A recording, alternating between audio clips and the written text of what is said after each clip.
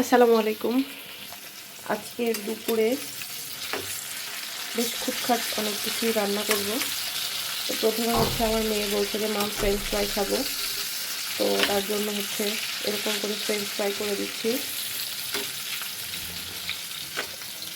এখানে হচ্ছে ফ্রিজের মধ্যে দেখলাম অল্প কয়েকটা পটল আছে, তো ওটা দিয়ে আজকে স্পেশাল একটা ভর্তা বানাবো। আর এখানে হচ্ছে হাঁসের মাংস আছে। হাঁসের মাংসটা ফ্রিজ থেকে বের করে ভিজিয়ে রেখেছি।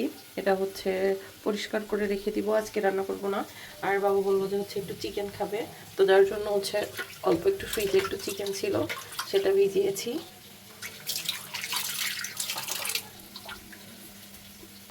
চিকেনের মশলাটা এখানে রেডি করা আছে। এখানে হচ্ছে বেশ খানিকটা পেঁয়াজ কুচি করে রেখেছি, আর এটা হচ্ছে একটু হালকা একটু রসুন কুচি। আর এটা হচ্ছে মাছ ভুনা করতে চেয়েছিলাম, তো তার জন্য বাটনাটা রেডি করে রেখেছি।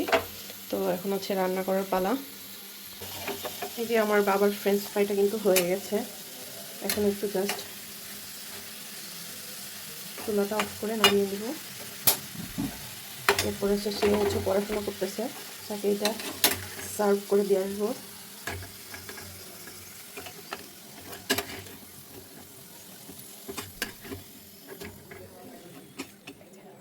খুব সিম্পল কিন্তু হচ্ছে খুবই ডিলিশিয়াস একটা রেসিপি। বাবাটা হচ্ছে লেখা প্রায় কমপ্লিট করে ফেলেছে, এখন হচ্ছে নাম লিখছে।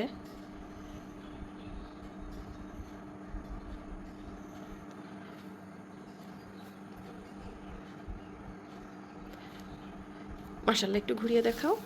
এই তো মাশাআল্লাহ, এটা কত সুন্দর হয়েছে, লেখাটা খুব সুন্দর হয়েছে। Thank you so much. এই যে এটা হচ্ছে ইংলিশও লিখে ফেলেছো, ওকে থ্যাংক ইউ। এটা তো এই যে আজকে লেখা হচ্ছে এটা।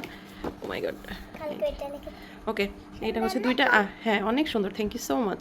আর এখন এই যে তোমার খাবার চলে এসেছে, তুমি এটা ম্যাথটা শেষ করো, ম্যাথটা শেষ করতে করতে এটা ঠান্ডা হয়ে যাবে। ওকে ওকে ঠিক আছে, তাহলে তুমি লিখো। ওকে ঠিক আছে, থ্যাংক ইউ। এটা ম্যাথ হচ্ছে এটা। ওকে ওকে টাটা। আজকের চিকেনটা আমি হচ্ছে আলু দিয়ে রান্না করব, তো এখানে হচ্ছে এই জন্য একবারে চিকেন আর আলুটা ধুয়ে দিয়ে দিয়েছি। আর হচ্ছে দিচ্ছি হচ্ছে কয়েকটা গোটা টমেটো। এবার দিয়ে দিব হচ্ছে বাটা মশলা। এখানে হচ্ছে রসুন, পেঁয়াজ, আদা, জিরা এবং গরম মশলা দেওয়া আছে। আর এখানে হচ্ছে দিব হচ্ছে পেঁয়াজ কুচি, একটু রসুন কুচি, স্বাদ মতো লবণ, আস্ত জিরা, হলুদ গুঁড়ো, অল্প পরিমাণে মরিচের গুঁড়ো, দিয়ে দিচ্ছি হচ্ছে তেল। এবার হচ্ছে এটাকে ভালো করে মিক্স করে দিব।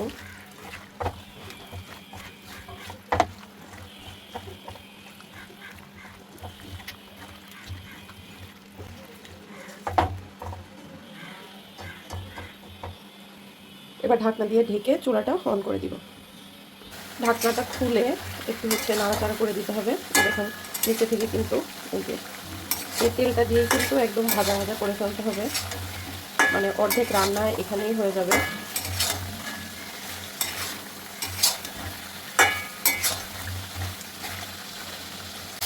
এরকম ভাজা ভাজা হয়ে আসলে সেই পর্যায়ে দিয়ে দিবেন হচ্ছে হালকা পরিমাণে একটু পানি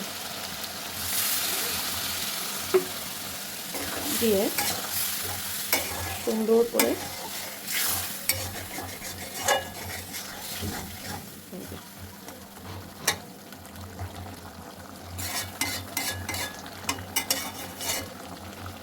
ঢাকনাটা দিয়ে ঢেকে দেবেন। এখানে হচ্ছে ঝোলের পানিটা দিয়ে দিয়েছি, দিয়ে জাস্ট একটু ঝোলটা কমিয়েই নিলে আমার রান্না শেষ।